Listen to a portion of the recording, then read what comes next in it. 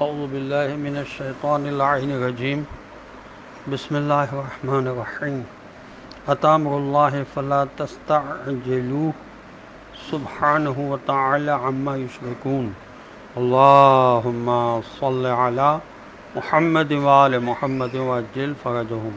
السلام علیکم ورحمۃ اللہ وبرکاتہ۔ اللہ تبارک و تعالیٰ کا شکر ہے کہ آج سے سورہ مبارکہ نحل کی آیات کی مختصر تشریح کا سلسلہ شروع ہو رہا ہے۔ سورۃ النحل قرآن مجید کا 60 نمبر کا سورہ ہے اور اس کی 128 آیات ہیں۔ اس سورہ میں نحل یعنی شہد کی مکھی کا ذکر آیا ہے، اسی مناسبت سے اسے سورہ نحل کہتے ہیں۔ بعض آیات سے پتہ چلتا ہے کہ یہ سورہ اس وقت نازل ہوا جب کفار مکہ کی طرف سے ظلم و ستم اپنی انتہا کو پہنچ چکا تھا۔ چنانچہ آیت کہ من کفر باللہ من بعد ایمانہ الا من اکرہ وقلبہ مطمئن بالایمان، یہ سورہ نحل کی آیت نمبر 106 ہے، اور اس کا ترجمہ یہ ہے کہ جو شخص اپنے ایمان کے بعد اللہ کا انکار کرے اس کے لیے سخت عذاب ہے، بجز اس شخص کے جسے مجبور کر دیا گیا ہو، اس کا دل ایمان سے مطمئن ہو۔ تو حضرت عمار یاسر کے بارے میں نازل ہوئی جب ان کے والدین شہید کر دیے گئے اور ان کو کلمہ کفر کہنے پر مجبور کیا گیا۔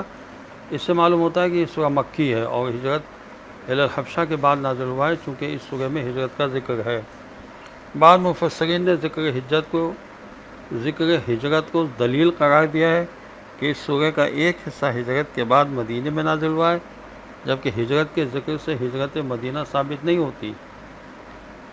اسی طرح جہاد کے ذکر سے بھی جنگ ثابت نہیں ہوتی۔ اس سورت کی آیت نمبر 118 میں وَعَلَى الَّذِينَ هَادُوا حَرَّمْنَا مَا قَصَّصْنَا عَلَيْكَ مِن قبل فرمایا کہ جنہوں نے یہودیت اختیار کی ہے ان پر وہی چیزیں ہم نے حرام کر دی ہیں جن کا ذکر ہم آپ سے پہلے کر چکے ہیں۔ اس سے معلوم ہوا کہ یہ سورۃ الانعام کے بعد نازل ہوا ہے۔ دیگر سورہ مکی کی طرح یہ سورت بھی الہیات، وحی، معاد جیسے موضوعات پر زیادہ توجہ دیتا ہے۔ معاملات کے بارے میں بھی احکام ملتے ہیں جیسے عدالت، احسان، انفاق، وفا بعہد۔ اللہ کی طرف سے عطا کردہ نعمتوں کا اس سورہ میں کثرت سے ذکر ملتا ہے، یہاں تک کہ اسے سورۃ النعم یعنی نعمتوں کا سورہ بھی کہا جاتا ہے۔ تو پہلی آیت کا ترجمہ یہ ہے کہ آ گیا اللہ کا حکم اسلام کی تبلیغ کرنے یا عذاب خدا کے آنے کا، تو اب اس کے متعلق جلدی نہ مچائیے، کیونکہ خدا غیب اور نقص سے پاک ہے اور بلند و بالا ہے اس سے جو وہ شرک کرتے ہیں، مشرک لوگ جو کام کرتے ہیں اس سے بہت بلند ہے۔ جب مکہ کے قریش نے جناب رسول خدا صلی اللہ علیہ وسلم سے یہ مطالبہ کیا کہ چلیے ہم آپ صلی اللہ علیہ وسلم کو نہیں مانتے، آپ ہم پر خدا کا عذاب نازل کر کے دکھائیں۔ تفسیر عیاشی میں لکھا ہے کہ اس کے جواب میں خدا نے یہ آیت نازل فرمائی۔ تفسیر صافی میں لکھا ہے کہ حضرت امام جعفر صادق علیہ السلام سے روایت ہے کہ جناب رسول خدا صلی اللہ علیہ وسلم نے فرمایا جب اللہ کسی بات کے ہونے کی خبر دے دیتا ہے تو گویا یوں سمجھو کہ وہ کام ہو چکا ہے، کیونکہ ایسے کام کے نہ ہونے کا کوئی سوال ہی پیدا نہیں ہوتا۔ اسی لیے اس آیت میں ماضی کے صیغے کا استعمال ہوا ہے کہ گویا یہ کام ہو ہی چکا ہے۔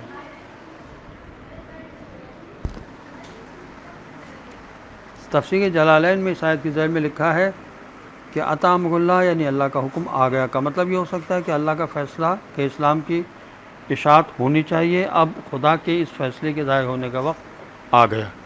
تفہیم القرآن میں اس آیت کی ذیل میں لکھا ہے کہ تیسرے معنی یہ بھی لکھے گئے ہیں کہ اللہ کے حکم کے آنے کے معنی یہ ہیں کہ ہجرت کرنے کا حکم آ گیا۔ قرآن کے گہرے مطالعے سے یہ معلوم ہوتا ہے کہ جب کوئی قوم انکار حق کی آخری حدوں کو چھونے لگتی ہے تو انبیاء علیہ السلام کو وہاں سے ہجرت کرنے کا حکم دیا جاتا ہے۔ یہی حکم قوموں کی قسمتوں کا فیصلہ کر دیتا ہے، پھر یا تو عذاب الہی کے ذریعے اس قوم کا تیا پانچا کر دیا جاتا ہے یا نبی کے ماننے والوں کے ہاتھوں اس قوم کی جڑ بنیاد کاٹ کر رکھ دی جاتی ہے۔ یہی حال ہجرت کے حکم کا ہوا۔ کفار مکہ تو یہ سمجھے کہ اس میں ہمارا فائدہ ہوا، مگر 8-10 سال میں دنیا نے دیکھ لیا کہ صرف مکہ ہی نہیں، سارے کے سارے عرب سے کفر و شرکی کفر و شرک کی جڑ اور بنیاد اللہ نے کاٹ کے رکھ دی۔ السلام علیکم ورحمۃ اللہ وبرکاتہ۔